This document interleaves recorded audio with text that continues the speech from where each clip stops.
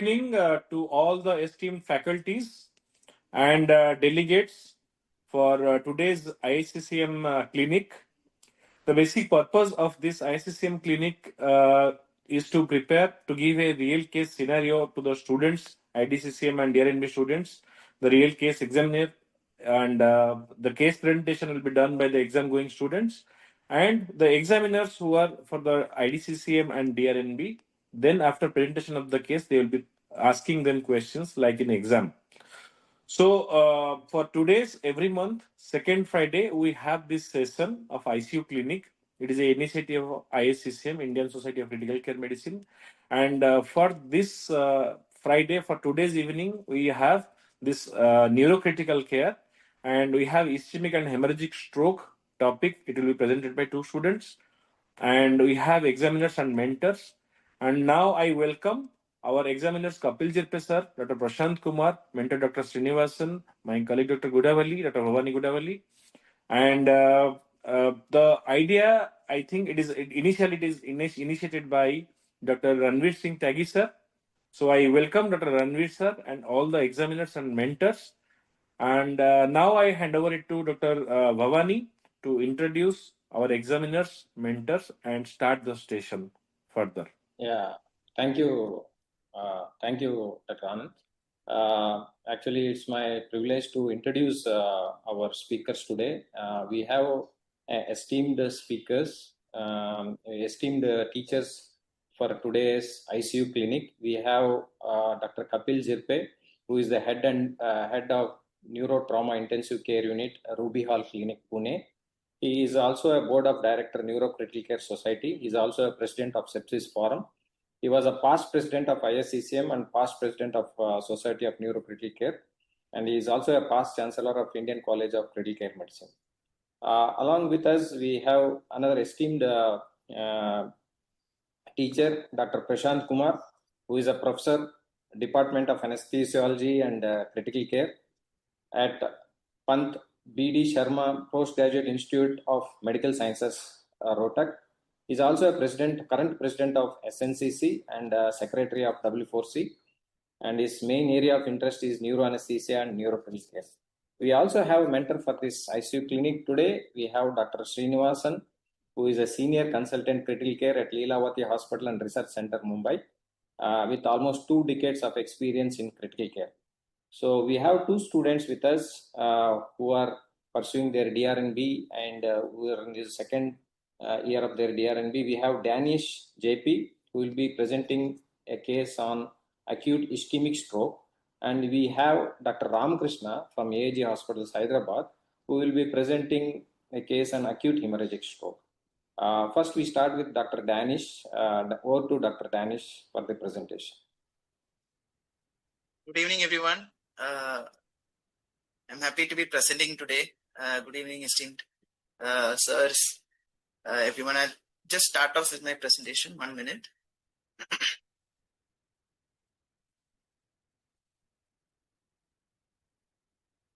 Is everyone able to see the screen? Yeah, Dan, hello. You can see. Make it yes, full Danish, screen. go ahead. Make it full screen. Yes, sir. Yes. Yeah. All right. So today I'll be presenting on ischemic stroke. So in a nutshell, basically it's about a 70-year-old male who is admitted with acute ischemic stroke. He was actually shifted from another hospital after imaging and basic investigations, and that is how we received the patient.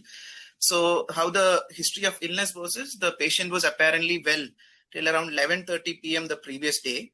He didn't have any abnormal symptoms. He had actually communicated with 2-3 family members and he had gone to sleep. The relatives were unable to wake the patient up in the morning hours, and he could barely open his left eye. And he was unable to understand anything, and he was unable to follow commands. There is no previous day history of any headaches, vomiting, or loss of consciousness. No previous history of trauma. No previous chest pain, palpitations, syncopes in the preceding days. There is no history of fever. There is no witnessed seizure activity or no empty drug bottles or tablets nearby. There is no history of any psychiatric disorder as per family. So at this point, we were thinking of acute wake-up stroke, basically. Primary assessment in the emergency, there was no vocalization, there was no altered sounds, gurgling noise. By this time, actually, code white was activated and patient was shifted, actually, but we'll come to that. The airway was threatened, for which the patient was intubated. There was no features of tongue bite during intubation. There was spontaneous breathing present. Heart rate was around 78 per minute. CRT less than 2 seconds. BP maintaining around 120-80 mmHg. GCS on admission was E2, V2, M4, that is around 8, and NIHSS of 22 on admission. HGT was around 122 milligram per deciliter. The GCS on the examination day, that is the current day, was E4, VT, M6, and NIHSS of 14. There is no pallor, cyanosis, icterus, clubbing, lymphadenopathy, pedal edema, cardiovascular, respiratory, and abdominal symptoms. No significant abnormalities were there. So, on the CNS examination showed pupils were bilaterally equal and sluggishly reactive. He was drowsy, he was non-arousable. Power was nil on right side. Left upper limb, lower limb, there was few movements. It was not to command, but in between he was moving a little. Sensation couldn't be checked. CVS S1, S2 was heard. There was no murmur. There was no other significant sign. Respiratory air entry was bilaterally equal. No added sounds. Abdomen was distended, but was getting softer post nasogastric tube. Kidney, urinary system, there was adequate urine output. CT brain, which was done outside, had no signs of stroke. MRI done on the event day in the outside hospital. There was small non-hemorrhagic infarct on the medial aspect of bilateral thalami and subthalamic nuclei. There was a right cerebellar infarct, and right vertebral artery was hypoplastic, and there was poor flow. Diffusion flare was actually matched, and this was actually the image, MRI picture showing the stroke areas. Yeah, and moving forward, the code white was paged and patient was shifted to the ICU. On arrival, airway was secured. He was started on mechanical ventilation. Nasogastric tube was placed immediately to facilitate feeding and oral medication in the coming days. A repeat CT was done. There was no bleed, but there was abnormal hypodensity in the bilateral thalami, right midbrain and right cerebellum. Hemodynamically was stable, and SOFA score on admission was 3. Further course, in the ICU, we maintained an oxygen of more than 94%. The serial ABG showed there was no carbon dioxide retention. It was in the normal range. Glucose monitoring was continuously done. We maintained around 140 to 180, even lesser than 140 at times. Maintained BP higher than normal with the first 24 hours. The regular investigations like CBC, renal function test, liver function test, inflammatory markers all came up in the normal range. ECG showed a sinus rhythm. Chest X-ray, there was no significant positive sign. Further going on to treatment part, we started him on dual antiplatelets, started him on low molecular weight heparin for DVT prophylaxis. There was stress ulcer prophylaxis, started with pantoprazole IV. Urinary catheter was also placed. Feeding was initially started with an initial caloric intake of around 700 kilocalories per day and protein intake of around 30 grams per day. Feeds were initially well tolerated. There was no abdominal distension, minimal to none aspirates. Going on to the daily trends from day 2 to day 9, CBC remained more or less the same. It was around the normal range itself. GCS improved on a daily basis, with the current GCS being E4, VT, M6. SOFA score improved to 1. NIHSS improved to 14. Caloric intake and protein intake increased gradually but had to be stopped. This was because patient had, although he had good bowel movement around the day 8, the oral feed tolerance was reduced. There was too much of aspirates. Bowel movement was reduced. X-ray showed signs of ES. This was on the day of examination. No bed sores or anything found. The current status, he is drowsy but arousable. He obeys simple commands. Tracheostomized and not on any sedation. Trigger is present on ventilator. Weaning off is ongoing. Feed is on hold and prokinetic drugs were given. IV fluids are ongoing, targeting eubulimia. Nasogastric and rectal decompression is ongoing. No fever spikes yet. there was a continuous ooze from the tracheostomy site. DAPT and low molecular weight heparins were put on hold. For 24 hours, suture was also taken. This is the current medication that is going. There's an antibiotic, there's a pantoprazole that is ongoing. Medications which were on hold are enoxaparin, aspirin, and clopidogrel. Feed is also on hold as of now. IV fluids are ongoing. Active physio is little bit possible on the left side, which is ongoing, and passive physiotherapy is also ongoing. Propped up position is being given throughout the stay. There's an intermittent pneumatic compression for DVT ongoing. Flatus tube and nasogastric suction intermittently given. Position change is also done 2 to 3 hourly. That is regarding the case as of now. Thank you, sir. Go to the first slide.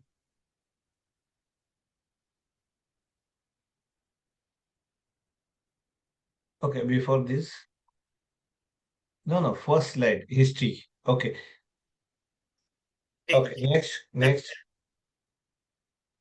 Okay, next. So why so many timelines you have mentioned? What is the significance of timelines? So, sir, timeline why it was mentioned was one thing: the patient actually presented initially to an outside hospital. From there, they had taken imaging, everything. Then they came to the emergency in our hospital. From there, port blue was activated and then shifted upstairs. So initial, the examination, everything was of the presentation part. And once he was shifted to ICU, then again examination. What is the importance of timelines in a stroke, acute ischemic stroke? Sir, one is basically for thrombolysis. So if we have a stroke which is presenting within like 3 to 4.5 hours, then I think we can get a thrombolysis done. And one part. If somebody comes up to 4.5 hours? 4.5 hours, once it comes up, then we'll do a MRI. And in MRI, if we get a diffusion flare mismatch, then still we can actually think of a thrombolysis, or maybe we should go ahead with a thrombectomy. That is wake-up stroke. In your patient, have you done the MRI in detail, and whether there was a mismatch in diffusion and flare? So there was no mismatch in diffusion and flare, even so with the MRI in the outside so hospital. Infarct was in a flare, it was so what is mean by it? If suppose you get the wake-up stroke, that means the last scene well nobody knows, and you get the stroke in a flare images. What is mean by that? What is mean by that? So basically, sir, the tissue necrosis has actually set in. So it means that you are out of window period. That means your stroke is more than 4.5 hours. We'll speak in a timelines, and then we'll come to the tissues and all these things. Okay. So if someone is coming after 4.5 hours, what next you have to do? So if he comes 4. So one thing would be, sir, we should definitely get an repeat imaging done. It is done. No, don't move here anywhere. Go simple and straightforward. You have done the MRI, flare images shows the infarct. That means it is a stroke more than 4.5 hours. Exactly. What is next you should do?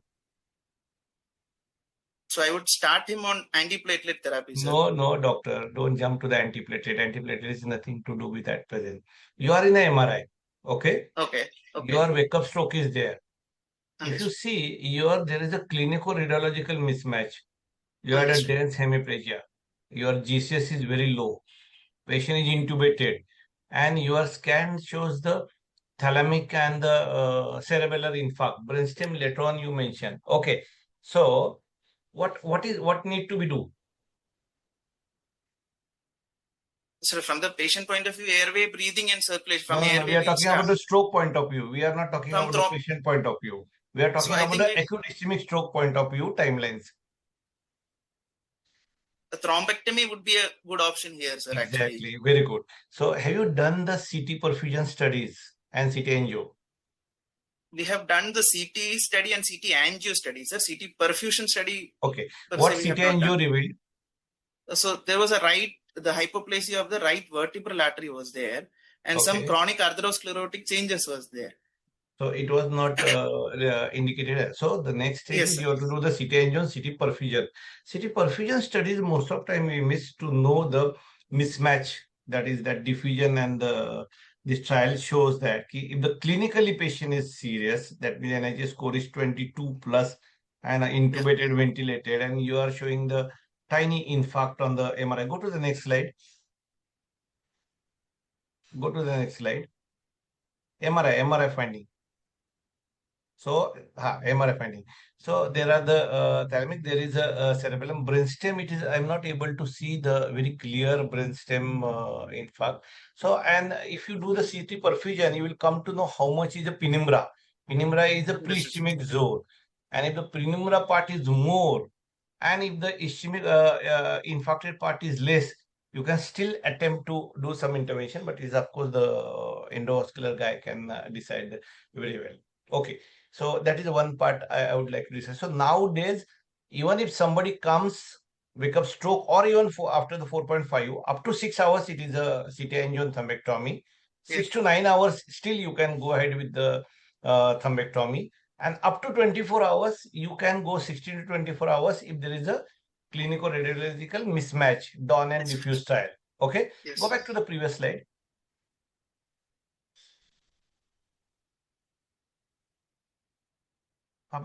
What is go to the next slide.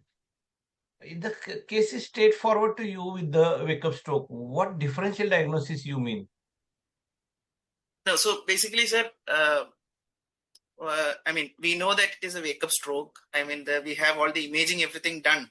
I was just saying, if a patient comes straightforward brought by relatives into our hospital without any imaging, with some very few history, then just to keep other differentials also in our hands. So that is What why are I've the just differential mentioned. diagnosis? Suppose somebody comes with the signs of the complaints of the stroke, like a fast, they had a weakness, and so what are the differential diagnosis?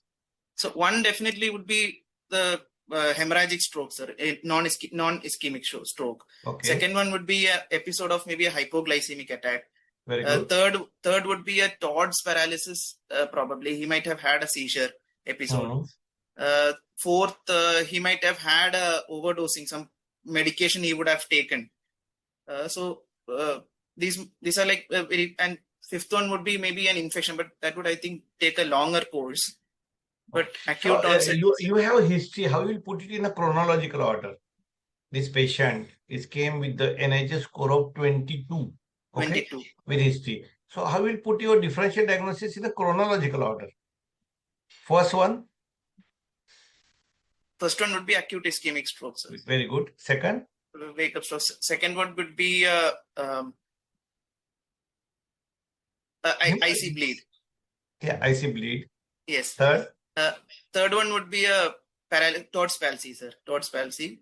Before that, venous sinus thrombosis. Sorry, sir. Venous sinus thrombosis might be. Venous sinus thrombosis. Then the rest of the things. Yeah. So suppose somebody comes with the symptoms, how will you differentiate whether it is a hemorrhagic or non-hemorrhagic, like whether it is IC bleed or ischemic stroke? Sir, on history and clinical examination, you can suspect. It is not like that. We can suspect. So, looking at the history part, probably a stroke, I mean, hemorrhagic stroke would come with a history of a headache. There might be a sudden onset headache, and then patient, initially, there might be lesser neurological symptoms, and then the neurological symptoms would worsen over a period. Second thing, patient might have patient might be a known case of hypertension, or maybe a peripheral vascular disease patient, vasculitis patient. So there might be an underlying disorder. Mainly the severe headache and projectile vomiting with the and seizure also.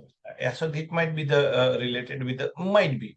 Of course, the scan is there. Okay, coming back to the theoretical discussion. Suppose someone comes with a history within 4.5 hours. How will I approach this stroke in a casualty? So one thing, so we'll start with airway, breathing and circulation. So first thing would be checking the airway. Every time there is no need of talking about the airway, breathing, circulation. And that is critical care part. Now tell me the stroke. We were discussing the stroke. Okay, so first, as per guidelines, we would actually get a CT done, sir, first. So before, to rule out a bleed. Doctor, CT scan is the first thing what you'll do when you receive the patient in the emergency department. First, I would examine him, sir, actually. Yeah, so tell me now what you will do. So first examination from the neuro part, I would actually check his response first. Just check if he's responding to my calls. Check if he's moving all four limbs symmetrically. I'll check. So you will do the NHS scoring. So you'll do the NHS scoring. NHS scoring. Okay, what else? Then I would definitely take his vitals actually, whether he's Yeah, having a that is high very BP. important. So you have to take the pulse BP, which guides you. Okay. Yeah. Then what you will do? I would check the sugars actually, whether it's Very a low good. So you need to take this. So very few things you need to do when you are coming across the ischemic stroke. Vitals, your monitors, look at the monitors, sugar, and do the NHS scoring. True. Okay. Now I will give the situation. Just tell me what you will do. So on arrival, your patient's BP is 220 by 120. All right. And you don't know the diagnosis. What will you do? So 220 by 120, I would definitely want to reduce the BP. At least You don't know the less than. diagnosis. You don't know the diagnosis. So that's what a very important point. You need to monitor the BP in a ambulance also. If suppose your Understood. EMS team is bringing the stroke patient and they inform you the blood pressure is 220 by 120, never try to treat that BP. Most of the time it is a protective reflex of the this thing. Protective. If suppose you have acute ischemic stroke and if it is out of 4.5 hours, you are not supposed to. Okay, so first thing, what you will do, you will monitor that BP and you will go for the CT scan. Okay, so Yes. 220 by 120 BP, you went for the CT scan. There is no bleed. That means it is a ischemic stroke, right? Yes. Yes. Now what you will do? So definitely less than 4.5 hours, and if there is an indication for thrombolysis, I would want to bring down the BP How to much? less than 185 systolic and So 110 what is the diastolic. range of the blood pressure for the stroke which are thrombolized and which are not thrombolized? So for thrombolized, what is the range of the blood pressure? So 185 mmHg of systolic and 110 mmHg of diastolic, sir. Would be lesser than that, we would thrombolize. 180 to 100, 100 to 105. Always remember. Yeah. So you will bring down that. So what will be the choice of the drugs? So in this scenario, I would choose labetalol, sir. Labetalol. So, okay. Labetalol. So labetalol or calcium channel blocker, if they are available, you can bring down the BP and then you can go. So which are the choices of the thrombolytic drugs available? So we have Altiplase that is available and Tenecteplase, sir. Which one is better? So there is a I mean, it's almost similar only, sir. Non-inferiority Which one is a better? Which one is a better? Which one is a better? Tenecteplase would be better, sir. I mean, why? 0.25. Why? So there is a single shot drug basically. There is no continuous infusion. Very good, very good. Then there is then the bleeding chance risk is lesser actually. No, because we don't like give nothing like that. No way. You are on the point. So it is a bolus injection, so you can save the time. Then what else?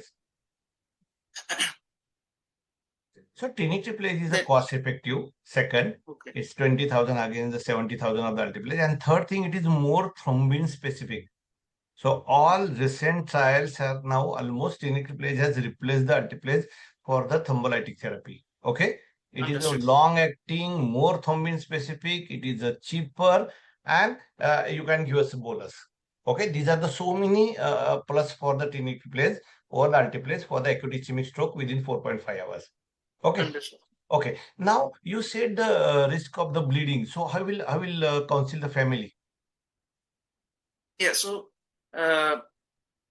basically, I would tell them there is all like it is basically a thrombolytic drug. Basically, we are trying to burst the clot, and it always and it is always going to carry a risk of bleeding post whatever procedure that we are going to do. What is the risk of bleeding with the thrombolysis?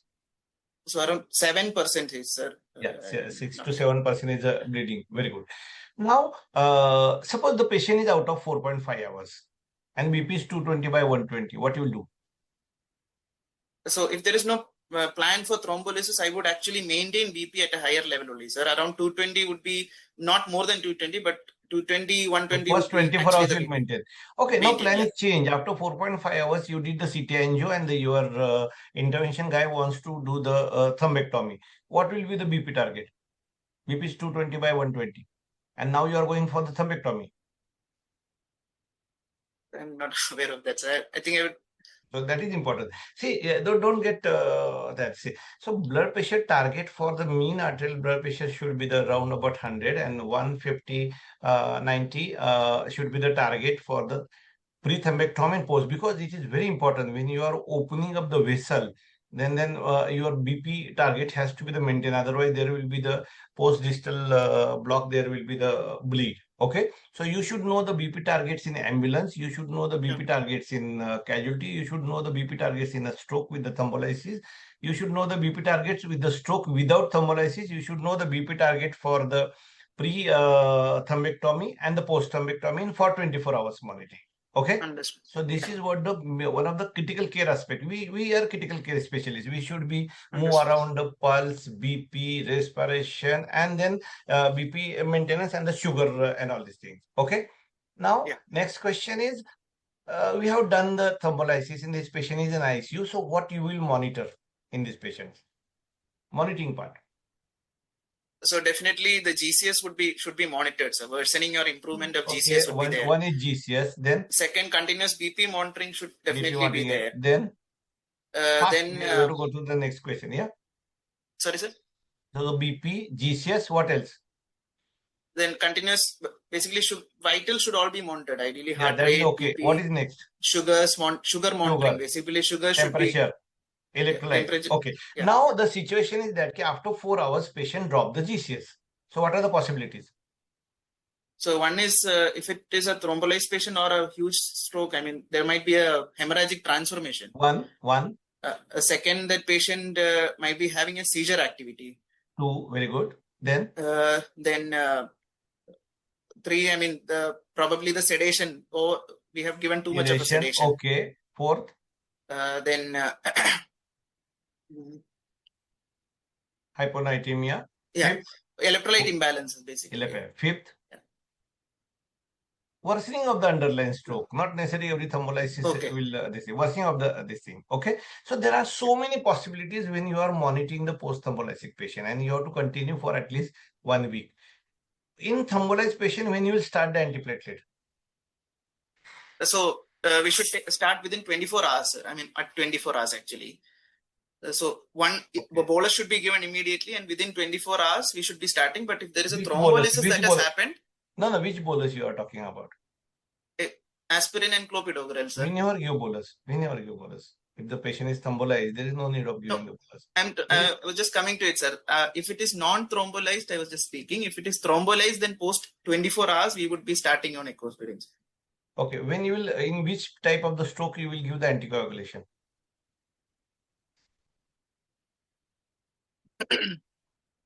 Embolic stroke. Only indication of the anticoagulation is embolic, or if somebody has an AF. So cardioembolic stroke or the AF, there is a role of the anticoagulation. Otherwise, what you rightly mentioned, it is a DVT prophylaxis dose. So there are so many things you can discuss in an acute ischemic stroke. First thing is the timelines. Second thing is thrombolysis. Third thing is the thrombectomy. Fourth thing is the BP monitoring, then neuro monitoring, deterioration 24 to 7 days, maximum up to the 7 days, and the rest of the things in nutrition. Only last question from my side, then I will hand over to the Prashant for the next case. Why you have hold on the feed when there is a bleed in a tracheostomy? Sir, the feed was actually held because he was actually developing ileus, sir. I mean, he was not tolerating feeds. His abdomen girth was increasing. He was not passing motion properly. So that is when we held the feeds, took the X-ray, and then there was a ileus developing there. So it was a gradual increase in feeds actually. We reached almost 1,200 kilocalories, and that is when we had to stop. Okay, Prashant, over to you. Srinivas, Prashant. Thank you so much, sir. Good evening. Wonderful start of the day. Now, I think as the time is moving ahead, so let us move to the next case, and then we'll club the discussion and take the common and differentiating parts as well. Sure, sir. Yeah.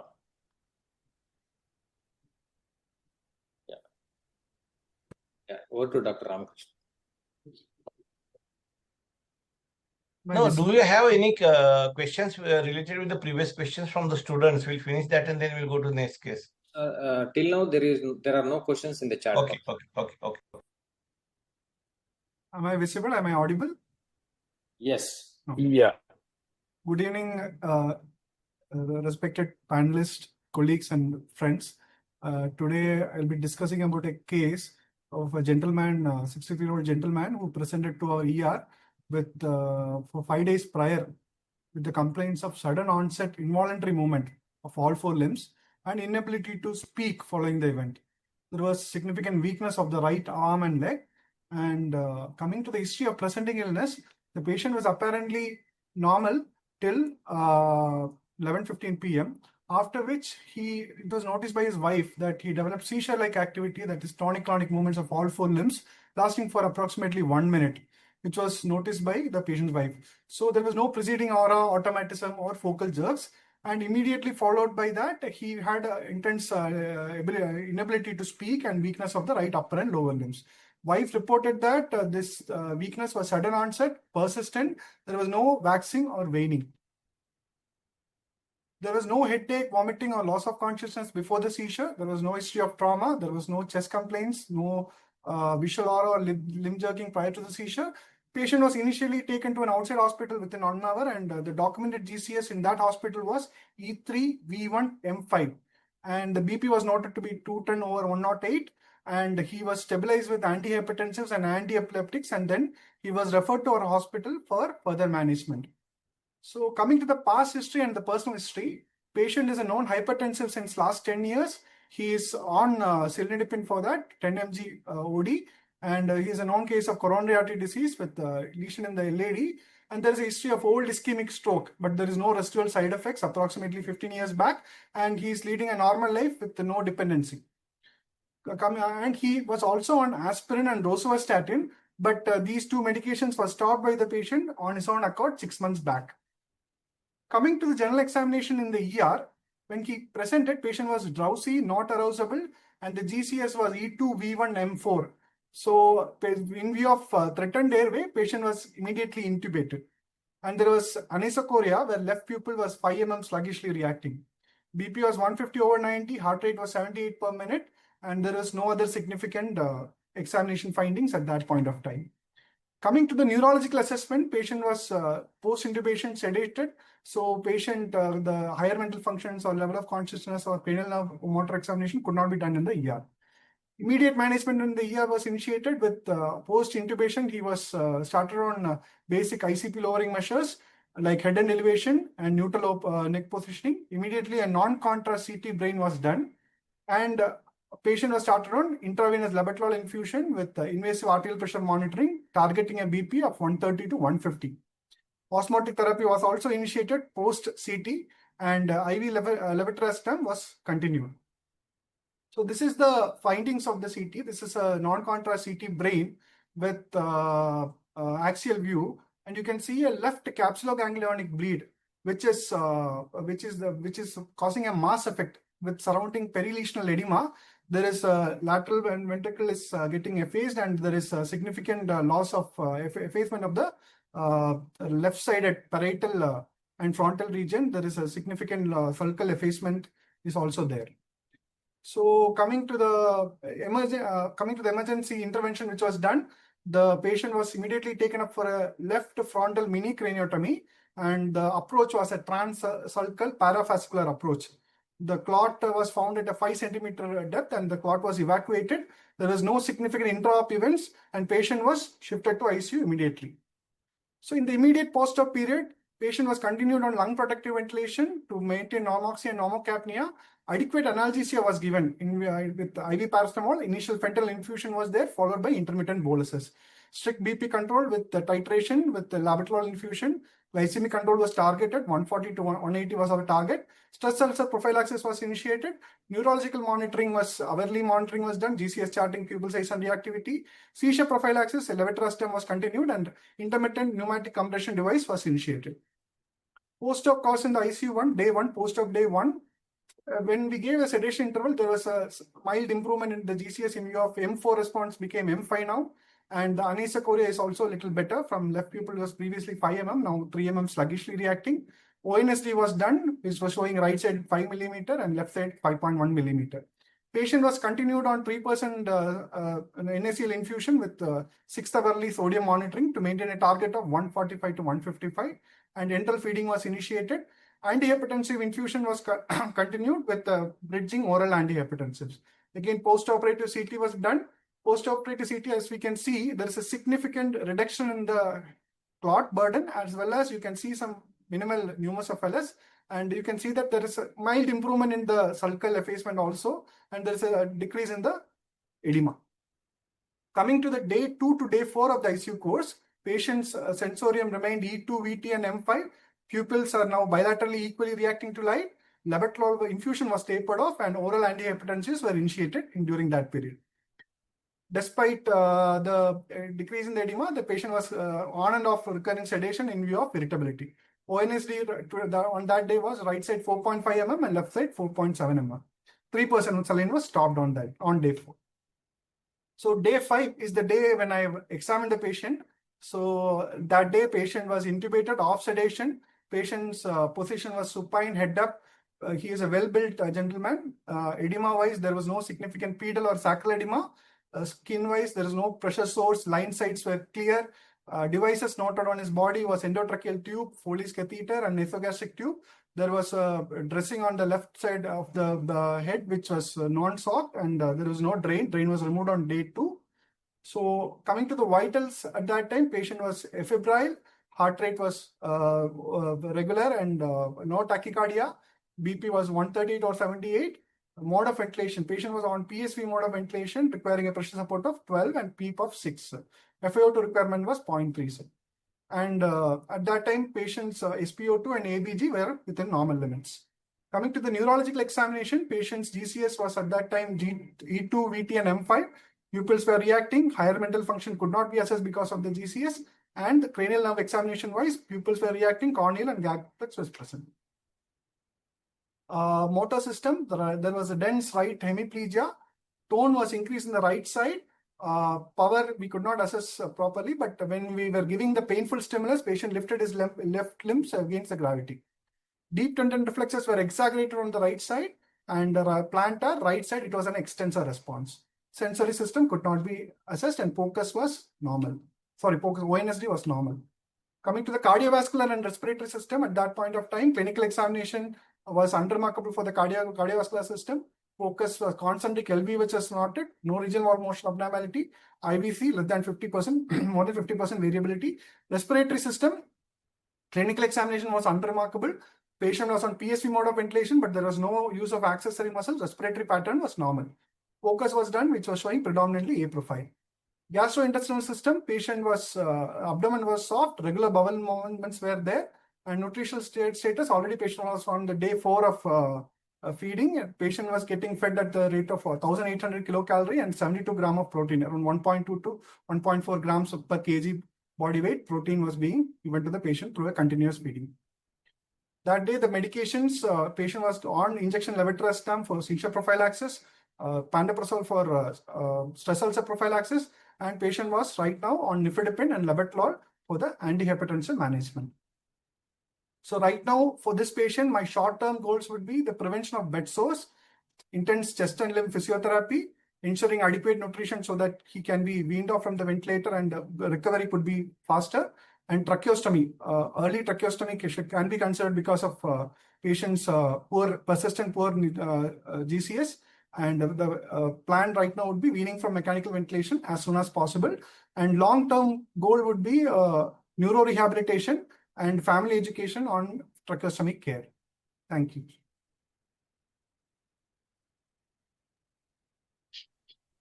Yeah, thank you, Ramakrishna, for presenting the case, taking the case on day 5 and bringing to this state that we can discuss it. So let us discuss from the beginning. So can we start with the initial slide so that we can have the patient moving with us? Yes, sir. Yeah. So now what history we have, a 63-year-old gentleman who's coming to the hospital. So when you receive such kind of patient, we'll divide the discussion in 2 parts. Once you are receiving the patient and once what you are doing in ICU. Okay. So what are your goals when you receive this patient? Sir, right now, the first initial goal will be airway breathing circulation, sir. Okay. And so what are your targets in airway breathing circulation? So I have to protect the airway. Great. And, so do you define it when you protect the airway? Sir, according to For the any neurological patient when you take it up. less than 8 is Okay. definitely Yeah. So you will be having a GCS. GCS. Okay. Okay.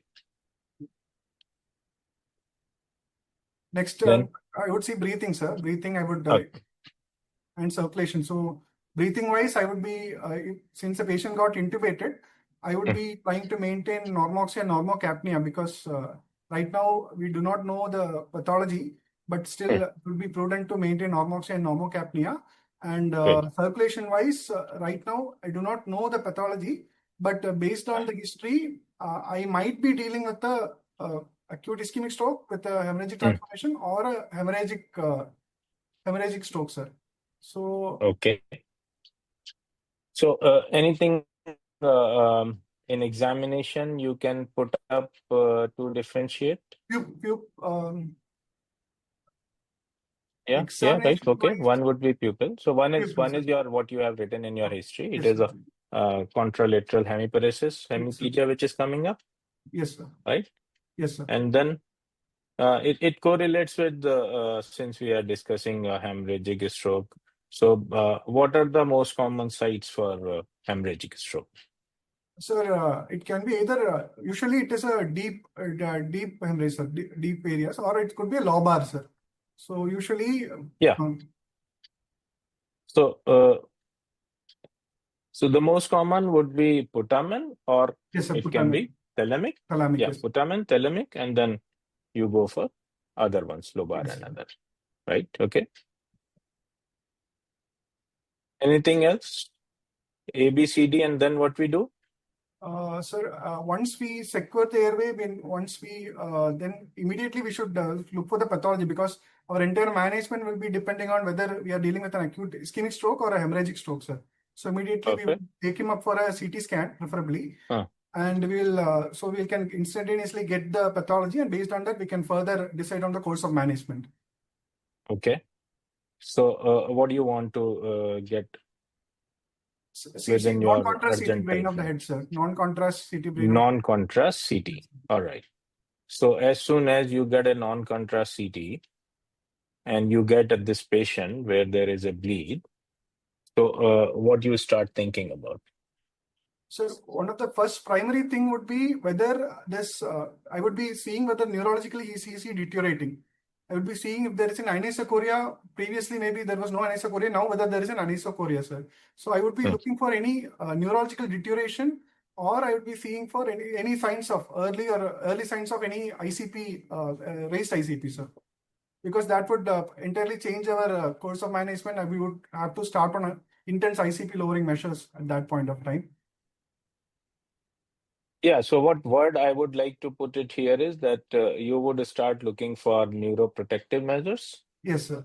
Right? Yes, sir. And with the neuroprotective measures, what is more important with this particular case is what are you going to do with the circulation? So Yes, that is sir. what I mean is what is your target Beep. and therapy measure for blood pressure management? Yes, sir. So right now, sir, what I would try to do is I would be trying to bring the early intensive BP lowering. I would be trying to titrate the antihypertensives to achieve a target of 130 to 150 millimeter of mercury, sir. So yeah, how you decide? All patients you want to put it 130? Sir, based on if the patient is having so for hemorrhagic stroke, yes, sir, that would be my target. For hemorrhagic stroke, that would be my target. If the patient is presenting with more than 200 or 220, sir, there is a more than 220. Yeah, yes, please. sir. Yeah, So wonderful, then, wonderful. so then Right. there are evidences that if you aggressively treat and lower the BP by more than 90 millimeter of mercury, there are risks of acute kidney injury, sir. So, and if we aggressively lower less than 130, then there is a risk of decreasing cerebral perfusion pressures also. So, more than 220, I would be setting a target of around 2 to 4 hours to bring down the BP, sir. Yeah, so if your patient has a BP between around 150 to 220, you would be lowering it to systolic growth target to 140. Yes, sir. Right? But if your patient is having a BP more than 220, Then So you would be lowering it to less than 220, yes, sir. and then you would go Graded. slowly, Yes, sir. slowly to target the VP of 140 to 160 or 180, Yes, right? sir. Whatever you want. Okay. So there is a difference between that. So what would be your agent of choice for lowering this blood pressure? Sir, right now, according to the ASA guidelines, there is no agent of choice. But in India, what we usually, the practice is either IV labetalol infusion is the one which we usually go for, sir. Yeah. So most commonly is labetalol. What Yes, would sir. be your other drugs? IV nicardipine, sir. Okay. Yeah. So we can go with the nicardipine. Yes. Will you prefer nitroglycerins, or you do not want? And give me a reason. Sir, usually we usually won't prefer, sir. The reason being there can be rebound hypertension, tachycardia, and also the risk of hematoma expansion might be there, sir. So basically, we might be inadvertently causing a raised ICP secondary to that. So we usually do not prefer nitrate, sir. Nitroprusside or NTG. Hello. Okay. So what BP maintenance? Yes, sir. What are your targets after blood pressure maintenance? Sir, my target after What do then. you Yes, yes, sir. what do you plan? Yes, sir. So I would be initiating all the basic ICP lowering measures at the same time, and I'd be discussing with my neurosurgeon regarding whether this patient warrants a surgical evacuation or not, sir. Okay. Yeah, I would like to put up something in between. Do you want to think about why did the patient bleed? Because your patient also has a history, not very significant, should not be affecting with it. What is your patient's anticoagulation status, and what would be you looking for reversal of anticoagulants? Okay, sir. So for my patient, actually, he stopped 6 months back. But suppose if the patient was on aspirin, then I would not be going for any reversal agents or platelet transfusion, sir, until and Okay. unless the patient is planned for a surgery and the Yeah. platelets are less than 1 lakh, then I would be giving the platelet transfusion only for the patient is planned for a surgery, sir. Otherwise, I won't give any platelet transfusion, sir. Okay. What about nowadays? You get more and more patients with the newer anticoagulants. Yes, sir. Yeah. So just tell me about what are the other anticoagulants your patient might be on who's presenting like this, and what would be your plan? Okay, sir. If suppose the patient is on dabigatran, sir, then we have inhibitor called idarucimab, which is available. And if the patient is on any other factor 10A inhibitors, then we have antexanat alpha that we can use. But the availability Is it cost available easily, or is it not available with available, also? and cost concerns are also there, sir. Significant cost concerns also there. Yeah. So since it is not available, we will look at is it available or not. Okay. Yes, sir. Okay. If no, then what we can do with other in other PCC, centers. sir. If it is dabigatran, there is a choice, but I don't know how clinically viable, but there is a choice of RRT. But otherwise, if the patient presents less than 2 to 4 hours, we can go for activated charcoal also, sir. Guidelines. Yeah. Very important. Very important. So what we need to look is if the patient is presenting early, has taken the drug early, so we can look for whether we can absorb it. Yes, sir. Okay. So activated charcoal should be used if it is within 2 hours. 2 hours, yes, sir. But okay, even up to 4 to 6 hours, you can still use it because sustained release tablets can be sitting there and they can be helpful. Yes, sir. Yes. Okay. What about vitamin K antagonists? So vitamin K antagonist, our choice would be PCC, sir. Either ideal choice would be 4-factor PCC, and vitamin K should be initiated after we start the 4-factor PCC, sir. So both for that you can still divide it into if it less is than 2. your INR is more than 2 or less than that. Yes, Okay. sir, less than 2, sir. Okay. And what other anticoagulants your patient can be on? Sir, low molecular weight heparin or unfractionated heparin, sir. Yeah. then we can go for protamine sulfate, which will have excellent action for unfractionated heparin. Low molecular weight heparin also, there will be partial reversal, sir. So we can go for protamine in such a scenario, sir. Okay. Now, my next thing for this management would be what is your take and how you take it, like for anti-seizure management and prophylaxis. Your patient had a seizure. Yes, sir. So you started with Levira. Yes, sir. Yeah.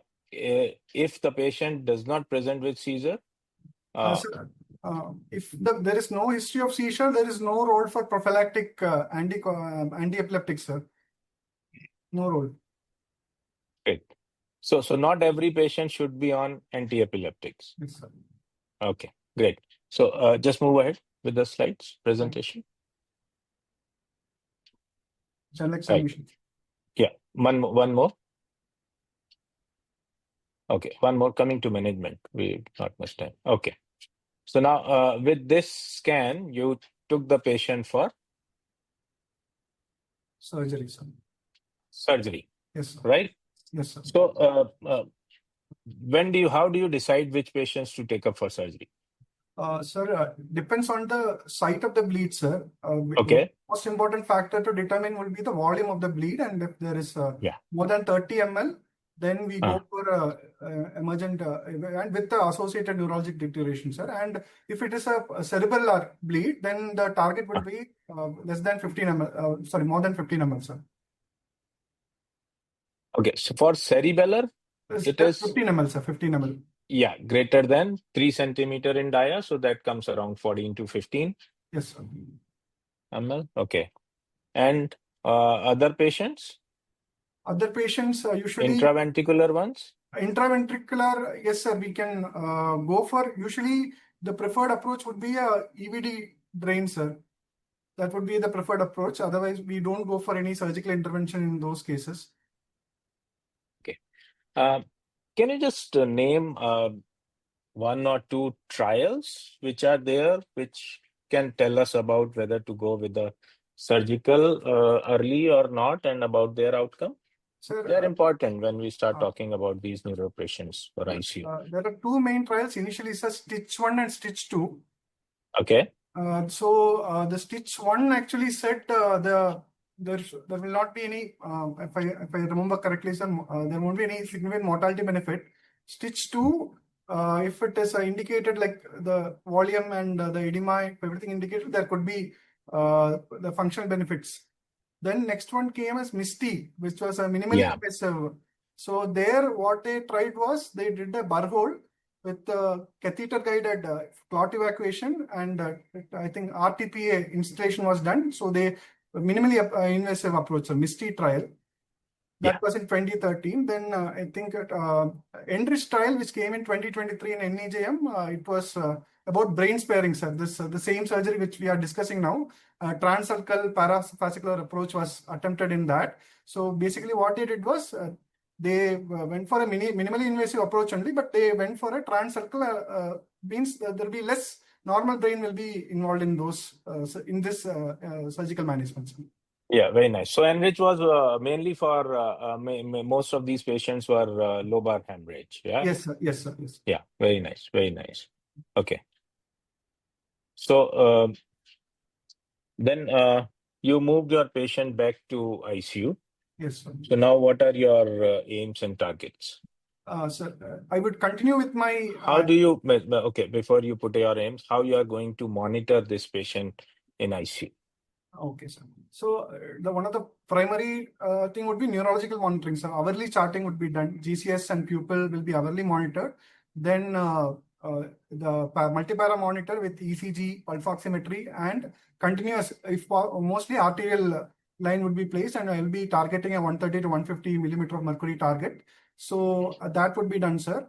And if at all an ultrasound is available, then I would be doing an ONSD as well, because that is one of the easily available minimally invasive ICP monitor. Then glycemic control, I would not be going for a very tight control, but moderate control of this 140 to 180. I will try to target, or then I would be continuing with the lung protective ventilation, so make sure that there is no excess PEEP and I'll be not allowing any hypercapnia and normoxia and normocapnia basically. So I will be trying to target that. And one of the class 1 recommendation from the ASA would be to start intermittent pneumatic compression as soon as possible. Very important. Very important. Then, Sir, fluid replacement. fluid replacement, sir. Yes, sir. Normovolemia I would be targeting, sir. So Yeah. And fluid of choice. Fluid of choice would be balanced crystalloid, sir. Yeah, but at the same time, you are already using hypertonic saline for your Yes, sir. patient. Yes, sir. So depending on I the can use normal practice, saline. hypertonic saline or mannitol. So we need to look. Okay, what would be the difference between using hypertonic saline and mannitol? Sir, the basic both are extensively studied, sir. But right now, most of the guidelines prefer hypertonic saline, sir, because that instantaneous action and less side effect in terms of AKI. We can use hypertonic saline even if the patient is having an AKI, because most of these patients on presynation might have an AKI. And the advantage is that hypertonic saline you can give both as bolus and as well as infusion, sir. Mannitol only we can give as a bolus dose. And there would be associated osmotic diuresis with the mannitol, sir. So that itself, Right. again, normovolemia might be compromised when we use mannitol. And Right. it will be difficult to assess whether we are maintaining the osmolar gap, whether the patient's serum osmolality is maintained. But with hypertensive saline, we can, hypertonic saline, we can actually monitor the sodium and we can make sure that we are achieving the target, sir. So the monitoring also is easy. Okay. Last two questions. One was that you did say that you wanted an early tracheostomy. Yes, sir. So, what is in your mind about early tracheostomy and late tracheostomy, and what do you think? How do they benefit? So there are multiple meta-analysis which shows that when the patient is being extensively hospitalized, such patients, when we know that we are not going to do any more, like our treatment options are limited after once we evacuate the hematoma, then once the hematoma is stabilized, edema is stabilized, then patient needs to be discharged as soon as from the hospital so that he won't catch any hospital-acquired infection, and better the patient should be going for an early assisted discharge to a rehabilitation center, because there they can provide rehabilitation, neuro-rehabilitation. So whenever we are doing an early tracheostomy, the liberation from the ventilator would be on the faster side, sir. So we can do the discharge soon and we can send them to a rehabilitation center for where further recovery and recuperation can happen, sir. Okay.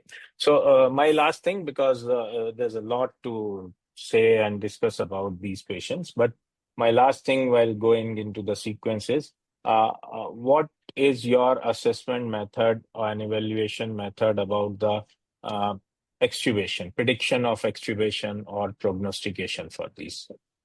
Sir, in this case, definitely one of the primary assessment should be about the neurological evaluation, sir, because the reason why he got intubated was because of the neurological issue.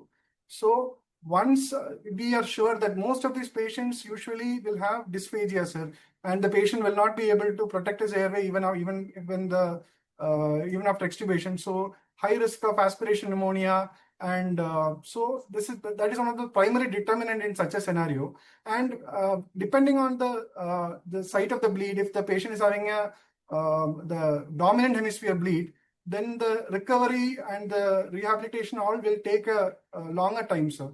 So such patients will not do well if we are extubating little faster. So one of the primary determinant will be the neurological assessment. And are we expecting an improvement in the next 10 to 14 days? That is So there are many scales and guidelines given for it. So one is very simple one, Weisage. So that is for visual pursuit, age, swallowing, and Glasgow Coma score. The others you can use as other predictive scores, which are coming like prime scores.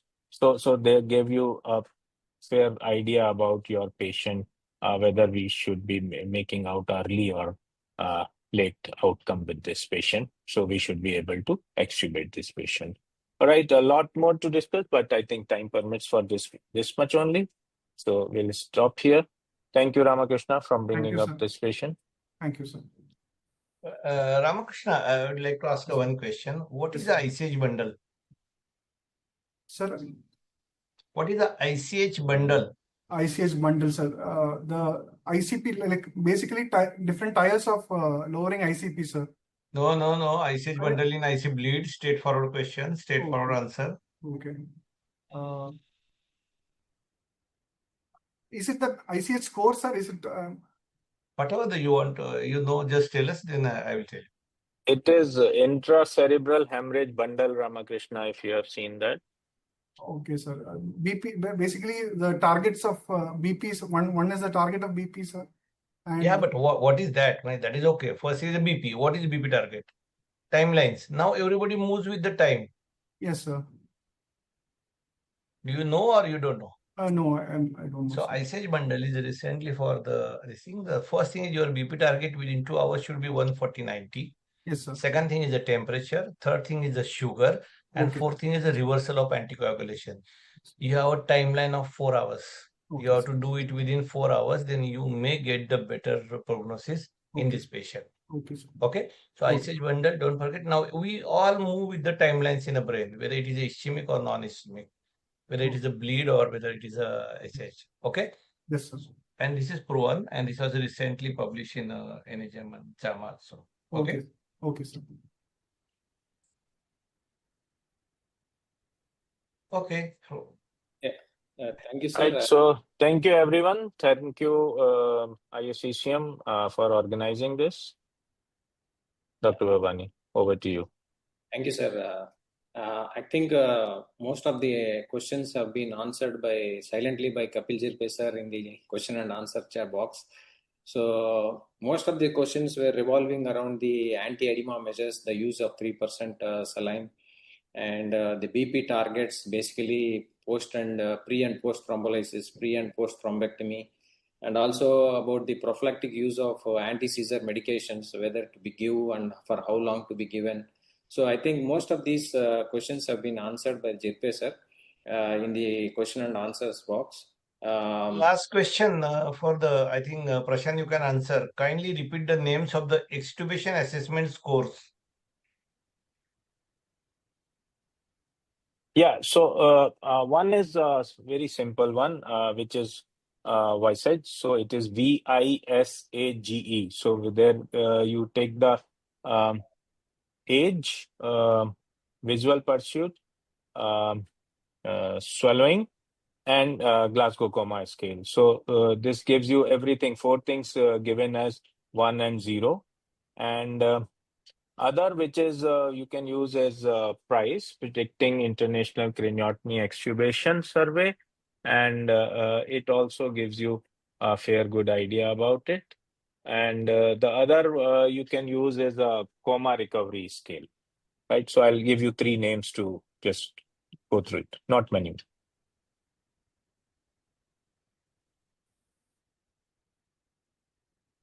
Okay. Okay, sir. Thank you. I think in view of time constraints, we will close this session. I would like to thank our examiners today, Dr. Kapil Jirpe sir and Dr. Prashant sir, for their time and effort. Your insightful feedback and expertise in this topic had been invaluable, and I am sure that many participants who have logged in have benefited from that. And I also thank Dr. Srinivasan for mentoring our students and making it a structured presentation. And I also thank Dr. Danish and Dr. Ramakrishna for presenting their cases respectively in a lucid manner. And I also thank Dr. Anand Mishra, who has been my colleague in formulating this topic and going about it. And not the least, our participants who have been enthusiastic. They have been asking the questions continuously about the topic and interacting, and the JP sir has been interacting continuously with them. Thank you one and all, and we will close this session. Thank you, sir.